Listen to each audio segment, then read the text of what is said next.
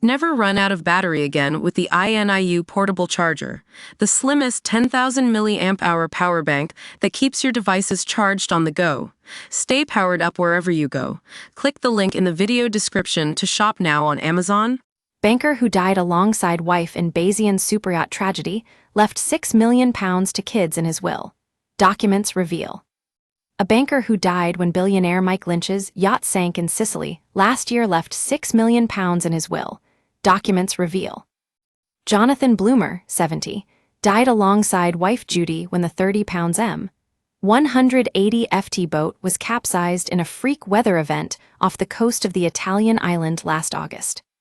The former chairman of international bank Morgan Stanley, who suffocated in the air pockets of the boat as it sank to the sea floor, passed on £6,551,549. His will was authorized by the High Court last week and would have left everything to Judy, 71, had she not died alongside him in the wreck. Instead, the huge sum will pass to his son and 2 daughters, who all survive him. It is the first will to be released of those who died on the boat. Details of billionaire Lynch's estate have not yet been made public. Mr. Bloomer was a respected city veteran who was CEO of financial giant Prudential before being ousted in 2005. He took the international chairman role at Morgan Stanley in 2016. The global firm has offices in 42 different countries and specializes in investment banking and wealth management. Mr. Bloomer was also chairman of insurance firm Hiscox. The bodies of Autonomy founder Mr. Lynch, 59, and his daughter Hannah, 18, were both recovered at the scene. Mr. Lynch's yacht sank only weeks after he beat a life sentence in America, after being acquitted of serious fraud. The body of Ricaldo Thomas, who was working as a chef on the Superyacht, was recovered at the scene. Clifford Chance lawyer Chris Morvillo and his wife Netta Morvillo also died and were pulled from the wreckage. Some 15 people survived the sinking after being thrown off the boat into the water when it was caught in a storm while docked. It comes as Sicilian prosecutors, who are treating it as suspected manslaughter, hope to gain more evidence by raising the vessel to examine it in detail. They have placed the captain and 2 British crew members under investigation.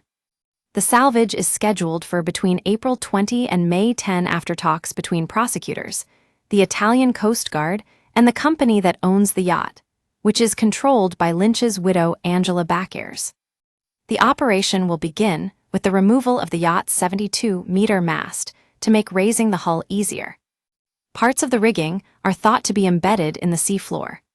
A barge will be stationed over the yacht, which is lying on its starboard side, and a crane will be used to hoist it to the surface. By Ellie Dowdy, foreign news reporter. Data recovered from the Bayesian's Automatic Identification System, AIS, breaks down exactly how it sank in a painful minute-by-minute timeline. At 3.5 am on Monday, August 19, the Bayesian began to shake dangerously during a fierce storm, Italian outlet Corriere revealed. Just minutes later at 3:59 a.m., the boat's anchor gave way, with a source saying the data showed there was no anchor left to hold. After the ferocious weather ripped away the boat's mooring, it was dragged some 358 meters through the water. By 4 a.m., it had begun to take on water and was plunged into a blackout, indicating that the waves had reached its generator or even engine room. At 4.05 am, the Bayesian fully disappeared underneath the waves. An emergency GPS signal was finally emitted at 4.06 a.m. to the Coast Guard station in Bari, a city nearby, alerting them that the vessel had sunk. Early reports suggested the disaster struck around 5 am local time off the coast of Portisolo Harbor in Palermo, Sicily. The new data pulled from the boat's AIS appears to suggest it happened an hour earlier at around 4 am.